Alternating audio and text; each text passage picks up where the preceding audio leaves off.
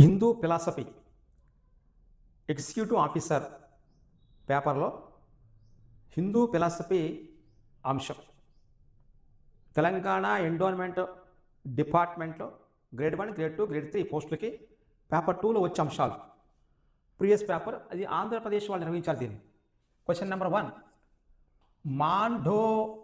మండోదరి ఎవరు? ఆమె ఆమె వంశం ఏమిటి? ఏ వంశానికి చెందిన ఆమె? మండోదరి రావణుడి చెల్లెలు ఋషి విశ్రవసుని కుమార్తె. అది ఒక ఆప్షన్. రావణుడి యొక్క భార్య పేరు మండోదరి. రాక్షస రాజు మాయాసురుని కుమార్తె. రాక్షస రాజు యొక్క ఆమె రాక్షస వంశం మాయాసురుడి కుమార్తె, రావణుడి భార్య మండోదరి. క్వశ్చన్ నెంబర్ 1, మండోదరి ఎవరు? ఇది రామాయణ మహాభారత అంశం నుంచి తీసుకున్నాడు యూనిట్లు. దానిలో మొత్తం 10కి పైన యూనిట్లు ఉన్నాయి. ఆ యూనిట్లో క్వశ్చన్ ఇది. క్వశ్చన్ నెంబర్ 2, రామాయణంలో రామాయణంలో సీతా అపహరణం జరిగినట్లు ప్రసిద్ధమైన వనవాస కాలానికి సంబంధించిన ప్రదేశం ఏది? ఎక్కడ సీతని అపహరించారు? కిష్కింధ, దండకారణ్యం, చిత్రకూటం మరియు పంచవటి. ఆన్సర్ పంచవటి. రామాయణములో సీత అపహరణం జరిగినట్లు చెప్పుకునే వనవాస కాలానికి సంబంధించిన ప్రదేశాన్ని పంచవటి అంటారు. క్వశ్చన్ నెంబర్ 3, తాటక అనే రాక్షసిని ఎవరు చంపారు? ఎందుకు చంపారు? రాముడు అంటే రాక్షసిని ఎవరు చంపారు? ఎందుకు చంపారు? రాముడు ఆమె విశ్వాస మిత్రుని ఆశ్రయంపై దాడి చేసినందుకు. లక్ష్మణుడు అంటే ఆమె చంపింది. ఆమె రాముని అవమానించినందుకు. భరతుడు రాముని ఎదుర్కొండగా. రాముడు తాటక అనే రాక్షసిని చంపింది రాముడు. ఎందుకు చంపాడంటే ఆమె స్త్రీ అయినప్పటికీ విశ్వామిత్రుని ఆజ్ఞతో చంపాడు. యాక్చువల్గా రాముడు స్త్రీలని చంపకూడదు. దేవుడు, రాజు అందరి క్షేమం కోరేవారు. తాటక అనే రాక్షసిని స్త్రీ అయిన విశ్వామిత్రుని ఆజ్ఞతోనే ఆమెని హరించాడు తాటక. 4వది, శబరి ఎవరు? రామునికి విల్లివిచ్చిన ఋషి. రాక్షసి తర్వాత భక్తురాలైంది. రామునికి తన రాజ్యాన్ని దానం చేసిన రాణి. అడవిలో నివసించే రాముని భక్తురాలు.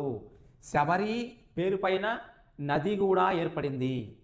శబరి అడవిలో నివసించే రాముడి యొక్క భక్తురాలే శబరి. క్వశ్చన్ నెంబర్ 5, సంజీవని ఔషధం కోసం హనుమంతుడు చేరుకున్న పర్వతం పేరు? కైలాసగిరి, గంధమాదనము, మహేంద్రగిరి, ద్రోణగిరి.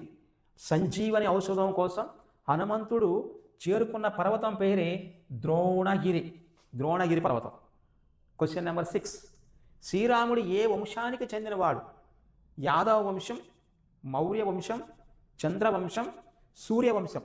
శ్రీరాముడు సూర్యవంశానికి చెందిన రాజు. ఆయన ప్రజల మన్ననలు పొంది దేవుడయ్యాడు. 6వది. 7వది, యుద్ధకాండ ప్రకారము రావణుని అపహరించడానికి రాముడు ఏ ఆయుధాన్ని ఉపయోగించాడు? యుద్ధకాండ ప్రకారము రావణుని అపహరించడానికి రాముడు ఏ ఆయుధాన్ని ఉపయోగించాడు? నారాయణాస్త్రం, అగ్నేయాస్త్రం, ఇంద్రాస్త్రం, బ్రహ్మాస్త్రం. బ్రహ్మాస్త్రాన్ని ఉపయోగించి రావణుని అపహరించింది రాముడు. క్వశ్చన్ నెంబర్ 8, రామాయణములో దాశరథి అని ఎవరిని పిలుస్తారు? వాలిని, హనుమను, దశరథుని, రాముని. దశరథ శతకాన్ని రాముడి పైన రాసినది భక్త రామదాస్. ఆయన దాశరథి అని శ్రీరాముడిని సంబోధిస్తూ ఉంటారు రామాయణంలో. దాశరథుడు శ్రీరాముడు. 9వ క్వశ్చన్, రామనవమి ఏ తెలుగు నెలలో జరపబడుతుంది? రామనవమి, శ్రీరామనవమి వైశాఖం, చైత్రం, పాల్గొనం, కార్తీకం. ఇది చైత్ర మాసంలో జరుపు. తెలుగు నెలల్లో మొట్టమొదటి మాసము చైత్ర మాసము. ఆ చైత్ర మాసంలో శ్రీరామ యొక్క నవమిని ఘనంగా జరుపుతారు తెలుగు ప్రజలు మరియు భారతీయ ప్రజలు మరియు భారత మూలాలు ఉన్న అన్ని జాతి వర్గాలు చైత్ర మాసంలో. క్వశ్చన్ నెంబర్ 10 రామాయణములోని 2వ కాండ ఏది? అరణ్యకాండ, బాలకాండ, అయోధ్యకాండ, సుందరకాండ. రామాయణంలో 2వ కాండ పేరే అయోధ్యకాండ.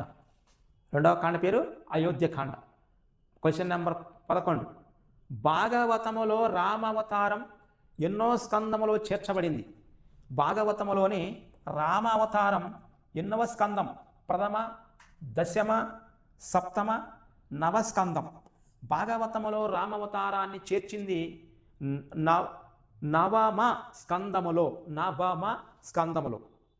రామావతారాన్ని చేర్చారు. 12 రాముడి తమ్ముడైన లక్ష్మణుడి భార్య పేరేమిటి? లక్ష్మణుడికి ఒక భార్య ఉంది. ఆమె మండోదరి, ఉత్తార, ప్రియం వద, ఊర్మిళ.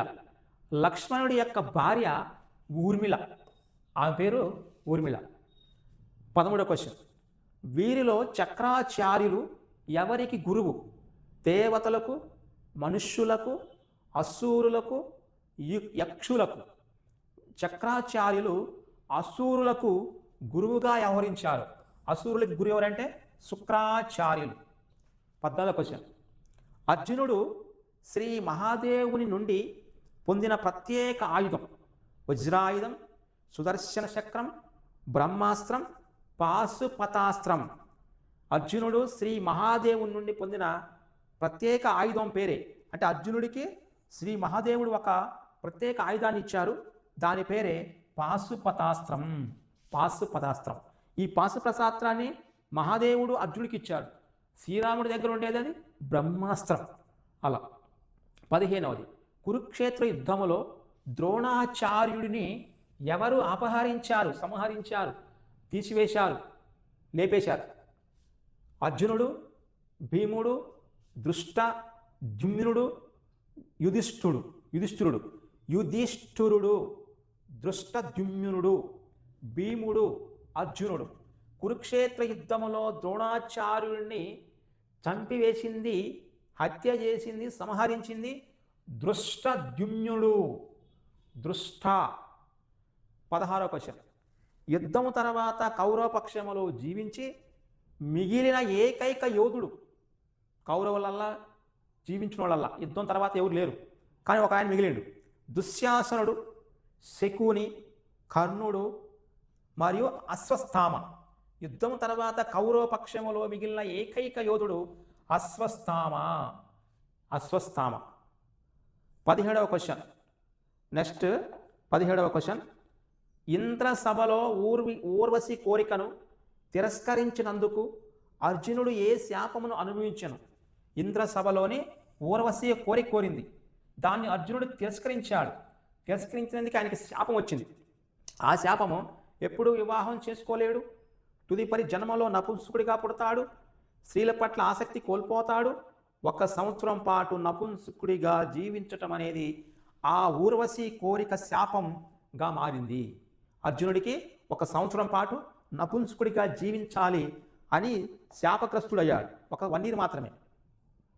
18వ క్వశ్చన్ ప్రశ్న కురుక్షేత్ర యుద్ధానికి ముందు పాండవుల తరపును శాంతిదూతగా హస్తినాపురానికి వెళ్ళిన వారు ఎవరు? కురుక్షేత్ర యుద్ధానికి ముందు పాండవుల తరపున యుద్ధం వద్దు అని చెప్పి ఒక శాంతి దూతగా హస్తినాపురానికి వెళ్ళిన వారు సంజయనుడు, యుధిష్ఠిరుడు, విదురుడు, శ్రీకృష్ణుడు. పాండవుల తరపున శ్రీకృష్ణుడు రాయబారం వెళ్తాడు కురుక్షేత్ర యుద్ధానికి ముందు హస్తినాపురానికి. శ్రీకృష్ణ పాండవుల తరపున వెళ్ళాడు. 19 మహాభారతంలో మొత్తం ఎన్ని పర్వాలు ఉన్నాయి? మహాభారతంలో ఉన్న పర్వాల సంఖ్య 20, 12, 16. Next option 18. మహాభారతంలో ఉన్న పర్వాల సంఖ్య మొత్తము 18 ఉంటాయి. 18 పర్వాలు మహాభారతంలో ఉన్నాయి. క్వశ్చన్ నెంబర్ 20 కురుక్షేత్ర యుద్ధములో భీష్ముడు బాణశయ్యపై పడిపోయిన రోజు ఏది? కురుక్షేత్ర యుద్ధంలోని భీష్ముడు బాణశయ్యపై పడిపోయిన రోజు 5, 12, 15, 10. ఆ కురుక్షేత్ర యుద్ధంలో భీష్ముడు అనే ఆయన 10వ రోజున బాణశయ్య పైన పడిపోతాడు. 10th డే 10వ రోజు భీష్ముడికి. నెక్స్ట్ 21 భగవద్గీతలో క్షేత్ర మరియు క్షేత్రజ్ఞ, క్షేత్ర మరియు క్షేత్రజ్ఞ అనే భావనలను శ్రీకృష్ణుడు ఏ అధ్యాయంలో వివరించాడు? 15, 12, 10, 13. భగవద్గీతలోని క్షేత్ర మరియు క్షేత్రజ్ఞ అనే భావనను శ్రీకృష్ణుడు 13వ అధ్యాయంలో వివరించాడు. శ్రీకృష్ణుడు భగవద్గీతలోని 13వ అధ్యాయంలో క్షేత్ర మరియు క్షేత్రజ్ఞ అనే భావనల్ని వివరించాడు. 22. భగవద్గీత ప్రకారము కింది వాటిలో ఏది ప్రకృతి యొక్క 3 గుణాలలోనిది కాదు? భగవద్గీత ప్రకారము కింది వాటిలో ఏది ప్రకృతి యొక్క 3 గుణాలలోనిది కాదు అన్నాడు. సత్వం, తమస్సు, రజస్సు, ఆత్మ. భగవద్గీత ప్రకారము ప్రకృతి యొక్క 3 గుణాల్లో కానిది ఆత్మ. ఆన్సర్ ఆత్మ. ఆత్మ అనేది ప్రకృతి యొక్క 3 గుణాల్లోని కానిది. Question number 23. భగవద్గీతలో శ్రీకృష్ణుడు అర్జునుడితోని నీకు నీ కర్తవ్యాన్ని చేయుటకు అధికారం ఉంది, కానీ ఒక విషయంలో అధికారం లేదు అంటారు. ఏ విషయంలో? భగవద్గీతలో శ్రీకృష్ణుడు అర్జునుడితోని నీకు నీ కర్తవ్యాన్ని చేయుటకు అధికారం ఉంది, కానీ ఒక విషయంలో లేదు అంటారు. ఆ విషయం ఏంటి? సహాయం అడగటం, ఖ్యాతి కోరుకోవడం, కార్యాన్ని వదిలేయటం, కర్మఫలాలు.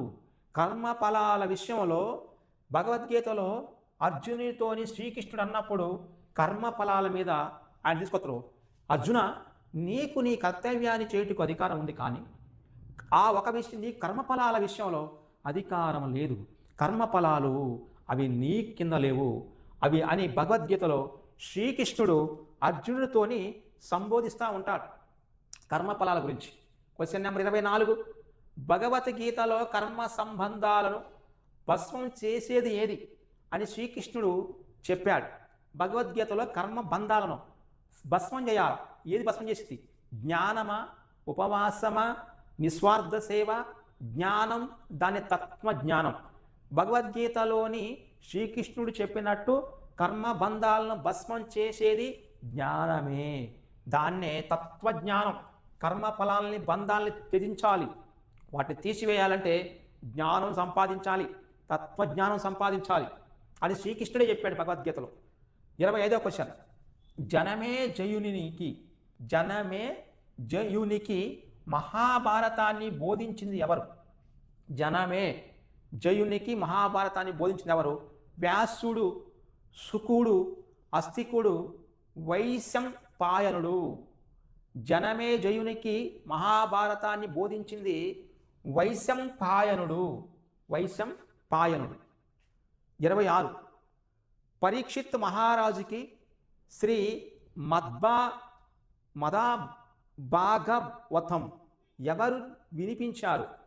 పరీక్షిత్ మహారాజుకి శ్రీ మాద భాగవతం వినిపించింది వేదవ్యాసుడు, నారదముని, సనత్కుమార, శుక మహర్షి పరీక్షిత్ మహారాజుకి శ్రీ మాదా భాగవతాన్ని వినిపించారు. శుక మహర్షి. ఆన్సర్ 27. సోమకాసురుడు దొంగలించిన వేదాలను తిరిగి కాపాడటానికి, ఈయన పేరు సోమకాసురుడు. దొంగలించిన వేదాలను తిరిగి కాపాడడానికి విష్ణువు ఏ అవతారంలో ప్రత్యక్షమయ్యాడు? కూర్మ అవతారం, వరహ అవతారం, నరసింహ అవతారం, మత్స్య అవతారం. విష్ణువు మత్స్య అవతారాన్ని ఎత్తి దొంగిలించిన వేదాలను తిరిగి సోమకాసురుడి నుంచి కాపాడటానికి ప్రత్యక్షమయ్యాడు. మత్స్య అవతారము విష్ణువు మత్స్య అవతారాన్ని తీసుకొని విష్ణువు వేదాలను దొంగలించిన సోమకాసురుడి నుంచి కాపాడాడు. 28. గోవర్ధన పర్వతాన్ని ఎత్తిన విష్ణువు అవతారం ఏంటి? గోవర్ధన పర్వతం ఎత్తాలంటే విష్ణువుకు ఒక అవతారం కావాలి. కూర్ముడు, రాముడు, వామనుడు, శ్రీకృష్ణుడు గోవర్ధన పర్వతాన్ని విష్ణువు అవతారములో ఉన్న శ్రీకృష్ణుడే గోవర్ధన పర్వతాన్ని ఎత్తాడు. అంటే విష్ణువే తన శ్రీకృష్ణ వేషములో, శ్రీకృష్ణ అవతారములోని గోవర్ధన పర్వతాన్ని ఎత్తినటువంటి మహానుభావుడు, అంత శక్తిశాలుడు విష్ణువు. 29. భాగవతములో శ్రీ వరహాస్వామి సంహరించిన రాక్షసుడు ఎవరు? వరహాస్వామి భాగవతంలోని వరహాస్వామి ఒక రాక్షసుని వధిస్తాడు. ఆయన పేరు హిరణ్యకశిపుడు, రావణుడు, బకాసురుడు, హిరణ్యాక్షుడిని వరహాస్వామి ఆ హిరణ్యాక్షకుడు అనే రాక్షసుని సంహరిస్తాడు. భాగవతంలోని వరహాస్వామి హిరణ్యకశిపుడిని, ఆ హిరణ్యరాక్షకుడిని, హిరణ్యకశిపుడున్నాడు, హిరణ్యాక్షకుడున్నాడు. ఇక్కడ వరహాస్వామి సంహరించింది హిరణ్యాక్షకుడిని ఆయన సంహరించి హిరణ్యాక్షకుడు, హిరణ్యకశిపుడు కాదు, హిరణ్యకశిపుడు ఈయన, ఆయన హిరణ్యాక్షకుడు. అది మనం క్లారిటీ తీసుకోవాలి. 30వ క్వశ్చన్. పరీక్షిత్ మరణానికి కారణమైన ఋషి శాపం ఏమిటి? ఏ శాపం వల్ల శాపగ్రస్తుడయ్యి పరీక్షిత్ మహారాజు మరణించాడు? రాక్షసుడిగా మారిపోతాడు, రాజ్యాన్ని కోల్పోతాడు, శాస్త్రజ్ఞానం అంతా మర్చిపోతాడు, పాము కాటు వల్ల మరణిస్తాడు. పరీక్షిత్ మహారాజు మరణానికి కారణమైన ఋషి శాపము పాము కాటు వల్ల